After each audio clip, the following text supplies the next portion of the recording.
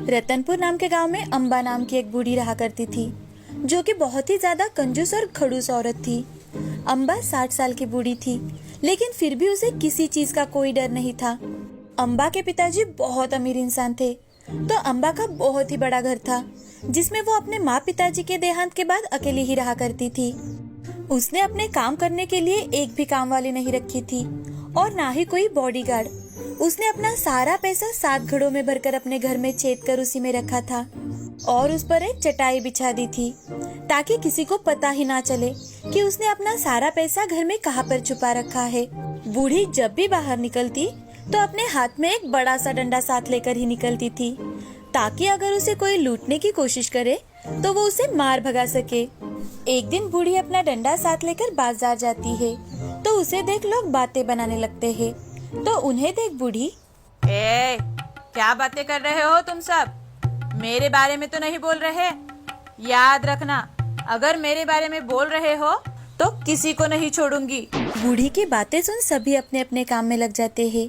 अब वो एक सब्जी के ठेले पर जाकर, अरे ओ लड़के, ये लौकी कैसे दी? 20 रुपए की एक है दादी। और ये प्याज कैसे दिए? अरे दादी जी, प्याज 10 रुपए किलो है। ये तो सब कुछ महंगा है। लूट चल रही है, लूट। लौकी 10 रुपए की और प्याज 5 रुपए किलो लगा दो। इसके ऊपर 1 रुपया भी नहीं दूंगी, समझे? अरे दादी जी, इतने में तो नहीं आएगा। मुझसे बदतमीजी कर रहे हो? मुझसे जानते नहीं क्या मैं कौन हूँ? अब बूढ़ी अपना डंडा निकालकर उसे पीटने ही वाली थी कि तभी ठेले वाला, अरे अरे दादी जी, ये क्या कर रही हो तुम? अरे ले लो दादी जी, ले लो और जाओ यहाँ से। मैं भी कोई गलत दाम नहीं देती, समझे? हाँ। अब बूढ़ी वहाँ से निकलकर घर जाने ही लगती है कि तभी रास्ते में एक अंधा भिखारी उसके सामने आकर, इस गरीब अंधे की कोई मदद कर दो भाई, अंधे की कोई मदद कर दो भाई, कुछ खाने को दे दो भाई। ए अंधे, हट मेरी नजरों से दूर। धट्टे कट्टे होकर भीख मांगता है। मुझे ऐसे लोग बिल्कुल भी पसंद नहीं है।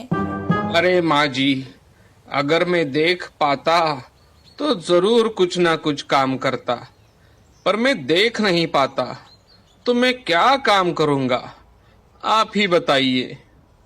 हाँ हाँ, मुझे मत सिखा कि तू क्या कर सकता है और क्या नहीं। निकल मेरे सामने से। ऐसा कहकर बूढ़ी अपने घर चली जाती है। घर जाकर देखती है तो उसके आंगन में पेड़ के नीचे कुछ साधु आकर विश्राम कर रहे थे।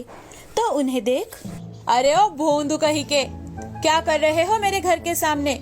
जरूर चोरी करने हेतु आए होंगे तुम लोग। चोर कहीं के, निकल जाओ यहाँ से। अकेला छोड़ दो मुझे। और किसकी इजाजत से यहाँ अपना डेरा डाला? चलो निकल जाओ यहाँ से। अब बूढ़ी की बातें सुन साधु अपने शिष्यों के साथ वहाँ से निकल पड़ता है। थोड़ी दूरी पर जाते ही गांव का एक आदमी, महाराज, आप इस गांव में नए नजर आ रहे हो। हमारे गांव में साधुओं के रहने के लिए मंदिर के पास व्यवस्था की गई है। अगर आप चाहो तो वहाँ रुक सकते हो। और हाँ, वो बूढ़ी हमेशा से ऐसे ही लोगों से बात करती है। उसके पास सोने के भरे 7 घड़े हैं, लेकिन इतनी कंजूस और खड़ूस है कि पूछे ही मत। और बातें तो हमेशा दूसरों को दर्द देने वाली ही करती है, तो आप उसकी बातों पर ध्यान मत दीजिए। उस आदमी की बातें सुन साधु कुछ सोच मन ही मन, ठीक है बेटा, हमें मंदिर का रास्ता बता दो। अब हम कुछ दिन इसी गांव में रहेंगे।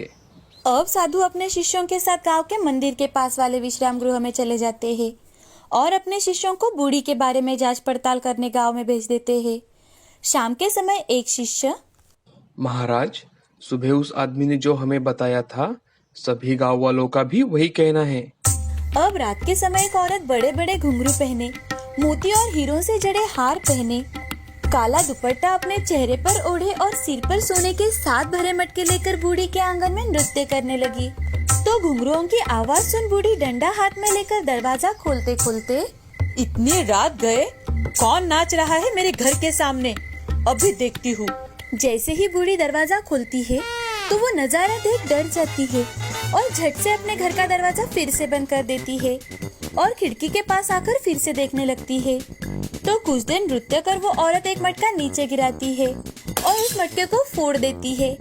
बूढ़ी रात भर सो नहीं पाती अब वो सुबह होते ही बाहर निकल कर देखती है तो रात को जिस घड़े में उसे सोना दिखाई दे रहा था वहाँ उसे कोयला और राख नजर आ रही थी। अब दूसरे दिन उसके साथ फिर से यही होता है। आज बूढ़ी जोर जोर से चिल्लाती है ताकि कोई उसकी मदद करने आए, लेकिन बूढ़ी के स्वभाव के कारण कोई उसकी मदद करने नहीं आता। आज उस औरत के सिर पर 6 मटके थे। वो थोड़ी देर नृत्य कर एक मटका फोड़ वहाँ से चली जाती है। बूढ़ी को कुछ भी समझ में नहीं आ रहा था। वो बहुत ज्यादा डरी हुई थी। वो दूसरे दिन सुबह सबके पास जा जाकर मदद मांग रही थी, लेकिन हर कोई उससे दूर भाग रहा था कि तभी उसे वो साधु दिखाई देते हैं। तो वो साधु के पास जाकर सारी बात उन्हें बताती है और साधु से, महाराज, मैंने आपको बहुत भला बुरा कहा, लेकिन पिछले 2 दिनों से मेरे घर पर कुछ ऐसी चीजें हो रही है कि मुझे कुछ भी समझ में नहीं आ रहा कि मैं क्या करूं। आप चिंता मत करिए माँ जी, मैं अपनी सिद्धियों से जानने की कोशिश करता हूँ। अब साधु अपनी आंखें बंद कर देता है और कुछ सोच बूढ़ी से, माँ जी, आपके घर में सोने से भरे हुए 7 घड़े हैं ना? अरे, ये बात आपको कैसे पता चली? अब उस नृत्य करने वाली के पास 5 घड़े बाकी है। अब जैसे जैसे दिन बीतेंगे और जब वो अपना आखिरी मटका फोड़ेगी, तुम्हारे घर के सारे मटके वो तोड़कर राख बना देगी और तुम्हें उसके साथ ले जाएगी।